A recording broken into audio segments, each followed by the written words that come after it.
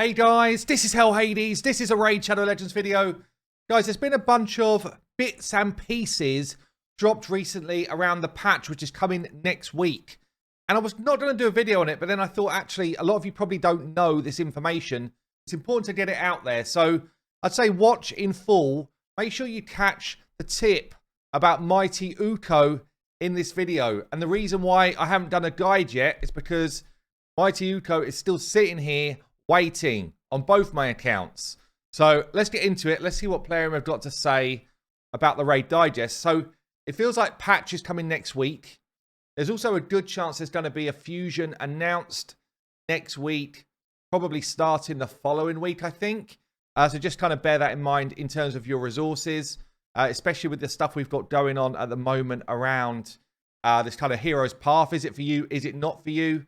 I'm actually going to share as well where I'm at. I'm going to do it right now, actually. Where I'm at on the hero's path on my free-to-play. Yeah, I wasn't going to include this in this video, but I just figured for those that are free-to-play thinking this is just an absolute waste of my time, 11,900 points I've got so far in 24 hours, and there's still 48 hours just under left to go. So yeah, I'm not going to get the big boy soulstone here, but actually, I've got a really good chance of getting this legendary tome. Yeah, and that's what I'm gunning for. So I guess I could go either direction, but I'm thinking for my account, the 3 soulstones, are they worth more than the epic book? Actually, maybe not. Maybe for the free-to-play, the epic book's where it's at, and the left-hand side is better for me. But ultimately, all I've done is level champions in the campaign.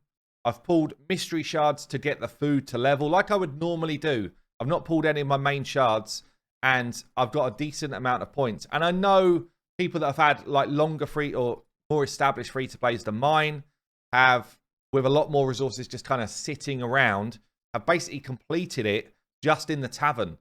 Yeah, so just bear that in mind, the tavern and with mystery shards. You do not have to whale out like I did on my main account to get somewhere on the hero's path. Just kind of understand where's your goal, what are you trying to achieve from it.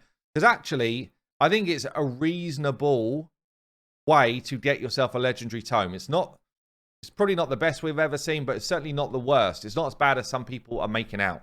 Anyway, let's get back to what I was going to talk about. So, feels like patch is coming next week. And there's some changes that are going to come alongside the patch. There's also some explanation here in the kind of fortnightly digest from Raid around some different stuff. So, let's just check out what's going on. So the new version 6.1 is coming at the very end of the month. As I say, feels like that's next week. I think that's when the Paragon cheese for the Iron Twins will be fixed. And I guess when we're going to understand if unkillable teams, not block damage, but unkillable teams can still work for Iron Twins. So that's a bit of a watch this space. And I guess prepare yourself if you've been running the Paragon cheese up until this point. This weekend, don't forget, Sundays are the day to do Iron Twins. The rewards are basically double. So if you've got the Paragon cheese working, tomorrow's your day to get some decent rewards before it stops working. And they talk about here, October is waiting for us for some special festive celebrations, Oktoberfest and Halloween. There's normally quite a juicy, or at least cool champions for Halloween fusions. Not necessarily the best champions we've ever seen in the game, but they look the best. We've had like Harvest Jack as a new Halloween champion. We've had Brackus as a new Halloween champion. We've had Little Miss Annie. Some of the best looking champions we've ever seen. Not necessarily the best champions to actually play the game with. But bear in mind, there will be some sort of Halloween-y type fusion. So get yourself ready for that.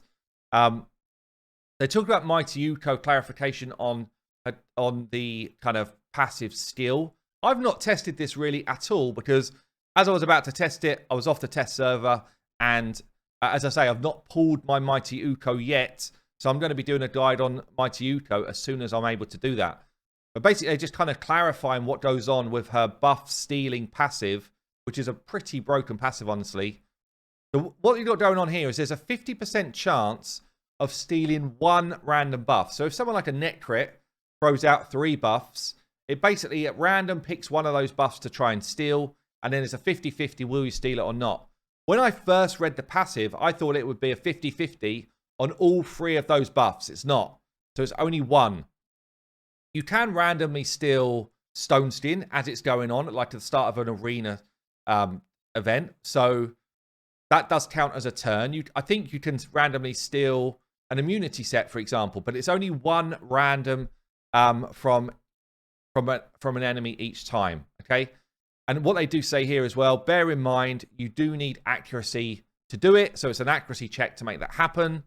But that's pretty much the sum of it. So as I say, I've not play tested her, but I guess some people were unsure how that works.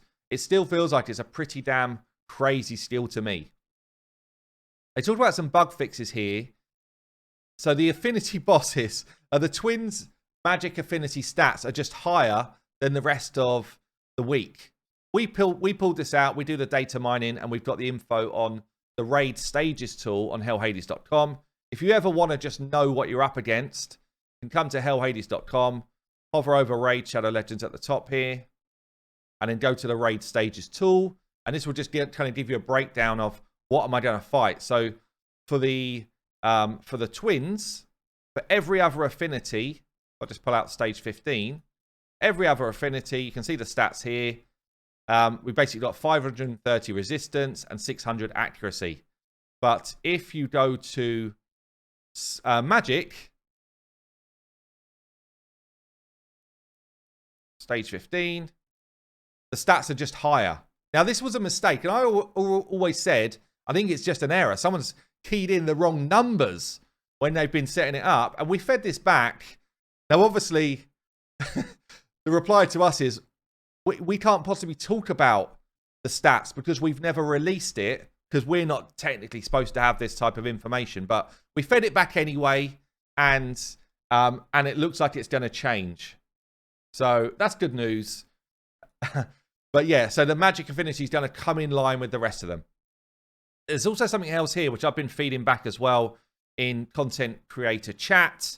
So you've got a chance to resist Ironbrand at the start of a fight when he does his first ability. But if it lands, at the moment, it's impossible to resist it increasing. Yeah, so if you've got an Ironbrand stack, it doesn't matter if you've got 1,000,000 resistance. If you've got a stack, it's as if you've got 0 resistance for him to try and extend it further and further, which makes it really useless to have resistance-based champions at the moment. Yeah, because if you just get that 3% of it going on, it's just going to ramp up and up and up. Once they fix this, resistance teams will be a thing. Because actually, if you keep low on Ironbrand stacks, you're not going to take that severe damage that you take as the fight goes on. So this is actually quite a significant fix for being able to beat up the Iron Twins, I think. Certainly for that resistance style team. What else we got here? There's some freezing stuff when some of the blessings go on, which is annoying. So they're going to try and fix that. There's been a few bugs that have come in with blessings. They're going to try and fix that in the next patch. Against Astranix, well, Astranix will no longer be here when patch 6.1 comes in. But some blessings have been buffing your counter team, but not you. So things like the aura, actually, your enemy team are getting the impact or the benefit, and you're not. So yeah, they're going to fix that. And there's some weird stuff like Phantom Touch killing your own team. That's going to be fixed as well. I've seen a whole bunch of kind of funny, weird bugs, like people, Frack in the Fat coming in and just whacking his own teammate in Clan Boss, all sorts of stuff. So hopefully all of those little glitches are going to be sorted out. There's also this fix here about the Iron Twins reset. Some people, if they're like literally going to the wire to get their keys in, basically the keys are being used and the energy's being used, but they're not getting the rewards if they do it as it overlaps that reset. So basically what they're saying here is when the affinity change takes place, the result of the battle won't be saved, so you won't get the reward. You won't get your energy back, but you will not lose a key this time. So I guess the thing they're saying is just try not... I don't think they've got an answer for it, honestly. Just don't do your keys right at the last second if you can help it. They stress again about, putting on your 2FA. Make sure you protect your account. So many accounts get hacked, stolen, whatever. This is just a simple thing to do. Absolutely do it. You'd be a fool not to do it in today's kind of like greedy society. If you haven't seen Ash's video about scammers trying to scam his player base, I see stuff Not as severe as the Ash one, but I see stuff as well, so bear that in mind. And this is something I was going to talk to you about. So why have I not pulled Mighty Uko yet? Next turn around, it's going to be the clan versus clan tournament, and it's got personal rewards in it. So I'm going to be pulling my Mighty Uko during clan versus clan on the main. Tell you what, on the free-to-play, it pains me, but I'm not even going to pull Mighty Uko on the free-to-play during clan v clan. Yeah, on the main account, I kind of want these personal rewards. Do I want them on the free-to-play? Yeah, I actually do. You know, extra rewards, extra stuff is always good. But honestly, the 500 points you get from pulling a legendary champion during a champion chase for the next fusion is where it's at being a free-to-play player. So, you know, that's kind of where I have to kind of focus my time as a free-to-player. And last but not least, I'm sure you've kind of seen this, but Brew Maiden is the promo code. I did do a video on this already anyway, but if you've not done it already, Brew Maiden is your promo code right now. Get 60 brews. It might help you with the Heroes Path thing. It's not a lot. It's better than nothing, I guess. So yeah, all in all, it looks like, unless they give us more info nearer the time, the new patch is going to be those champion changes. The only one I'm really keen to see is the Baron. The rest of them feel a little bit weak sauce. We've got a lot of bug fixes, and I guess there's going to be new champions, but doesn't feel like there's any kind of like juicy changes in the patch other than kind of little fixy stuff. But there you go. We might find out more next week. We will see. I've been Hell Hades. I'll see you later.